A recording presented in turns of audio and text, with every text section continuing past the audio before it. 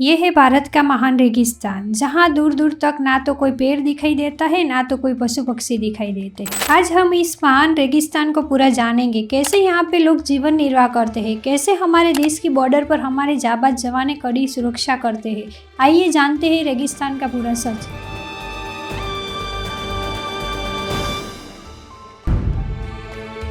भारतीय मरुस्थल, इसे थार का मरुस्थल या भारत का महान मरुस्थल के रूप में जाना जाता है। ये भारतीय उत्तरी मैदान का ही एक भाग है। भारतीय मरुस्थल को जानने से पहले हमें यह जानना होगा कि मरुस्थल क्या होता है। मरुस्थल का शाब्दिक अर्थ मृत भूभाग से है, अर्थात वैसा प्रदेश जहाँ मानव, जीव जंतु एवं वनस्पति को जीवित रहने के लिए पर्यावरण से काफी संघर्ष करना पड़ता है। दूसरे शब्दों में कहा जाए तो वैसा भू-आकृतिक प्रदेश जहाँ बहुत कम वार्षिक वर्षा होती है।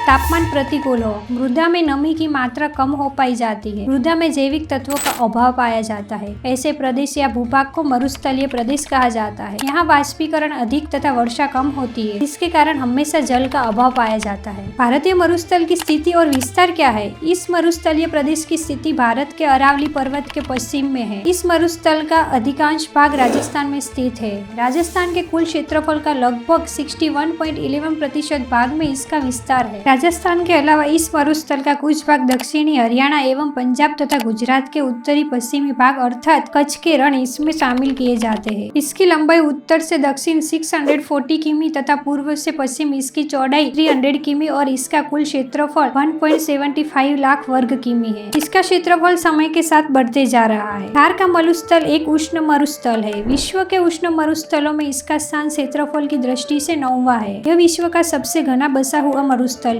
इसमें सिर्फ राजस्थान की कुल जनसंख्या का 40% जनसंख्या इसमें निवास करती है। भारत का थार रेगिस्तान सबसे बड़ा रेगिस्तान है, जिसे ग्रेट इंडियन डेजर्ट कहते हैं। यह भारतीय उपमहाद्वीप के उत्तर पश्चिमी भाग के 2 लाख वर्ग किमी के क्षेत्र का कवर करता है और भारत और पाकिस्तान के बीच एक प्राकृतिक सीमा बनाता है। रेगिस्तान के 60% से अधिक हिस्सा राजस्थान राज्य में है और कुछ गुजरात, पंजाब और हरियाणा में फैला हुआ है। थार मरुस्थल लहरदार रेतीले पहाड़ों का विस्तार है, जो विशाल भारतीय मरुस्थल भी कहलाता है। कुछ भाग भारत के राजस्थान में और कुछ पाकिस्तान में स्थित है। यह मरुस्थल मानसून में अभाव के परिणाम स्वरूप निर्मित हुआ है, जिसके कारण इस इलाके में पर्याप्त वर्षा नहीं होती। हमारे रेगिस्तान को दूसरे शब्द में थार भी कहते हैं। जानते हैं क्यों कहा जाता है? थार शब्द की उत्पत्ति थल से हुई है, जिसका अर्थ रेत का टीला है। इसके अलावा आधुनिक भौगोलिक काल में नदियों द्वारा बहाकर लाए गए निक्षेप भी इस रेत में है। रेत के छोटे बड़े टीले रेतीले मैदानों और छोटी बंजर पहाड़ियों या भाकर से विभक्त है, जो आसपास के मैदानों से अचानक उठती है। विभिन्न आकार के रेतीले टीले सतत परिवर्तनशील है। पुराने टीले हालांकि अर्ध स्थिर और स्थिर है और उनकी ऊंचाई लगभग 150 मीटर तक है। इस पूरे क्षेत्र में खारे पानी की कुछ झीलें बिखरी हुई है, जिन्हें स्थानीय भाषा में ढाड कहते हैं। यहाँ मिट्टी की कुल 7 श्रेणियां मिलती है। मरुस्थलीय मिट्टी, मरुस्थलीय लाल मिट्टी, भूरी व काली मिट्टी, तराई की लाल व पीली मिट्टी,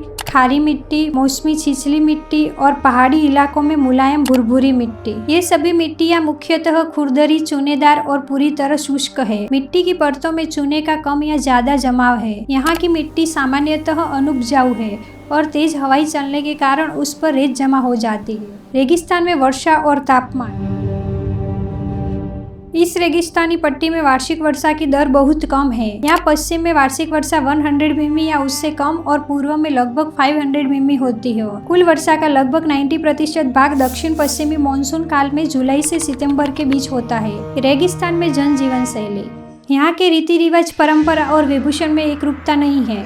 यहाँ हिंदू और मुसलमान दोनों संप्रदायों के लोग रहते हैं और जनसंख्या जटिल आर्थिक व सामाजिक आधारों पर विभक्त है। यहाँ पर अनेक बंजारे पशुपालन, दस्तकारी और व्यापार में संलग्न है। ये न तो किसी खास जातीय समूह से जुड़े हैं और न स्थान विशेष तक सीमित है। सामान्यतः ये स्थानबद्ध आबादी और उसकी अर्थव्यवस्था से सहजीवी रूप में जुड़े हैं। घास यहाँ का प्रमुख प्राकृतिक संसाधन है। इससे पशुओं के लिए स्वादिष्ट प्राकृतिक चारा तो मिलता ही है, स्थानीय लोग इससे दवा भी बनाते हैं। यहाँ पानी की बेहद कमी है। मौसमी वर्षा के पानी के कुंडों और जलाशयों में इकट्ठा कर लिया जाता है, जिसका इस्तेमाल पीने और घरेलू उपयोग में होता है। कुओं और जलाशयों के अलावा नहरें यहाँ पानी का प्रमुख स्रोत है। पानी उपलब्ध होने पर गेहूं और कपास जैसी फसलें उगाई जाती है। देश का पहला बीएसएफ थीम पार्क। बीएसएफ ने देश में पहली बार एक थीम पार्क जैसलमेर के पास सम के धोरों में विकसित किया। बीएसएफ के जवानों की जंगी कहानियों से रूबरू होंगे तो पर्यटक ये भी जानेंगे कि जवान कैसे बिना रुके 24 घंटे बॉर्डर की रखवाली करते हैं। भारत पाकिस्तान सीमा की प्रतिकृति, ओपी टावर, पेट्रोलिंग वाहन, ऊंटों पर गश्त का अनुभव होगा। ये थीम पार्क देश का पहला पार्क है जहाँ बॉर्डर पर नहीं जाने वाले पर्यटकों को बॉर्डर का पूरा फील आएगा। आपने रेगिस्तान के बारे में पूरा सच जाना। कभी आपको टाइम मिले तब रेगिस्तान के घूमने लायक स्थल जैसे कि जैसलमेर की सैम डिजर्ट, टिमसर का तालाब,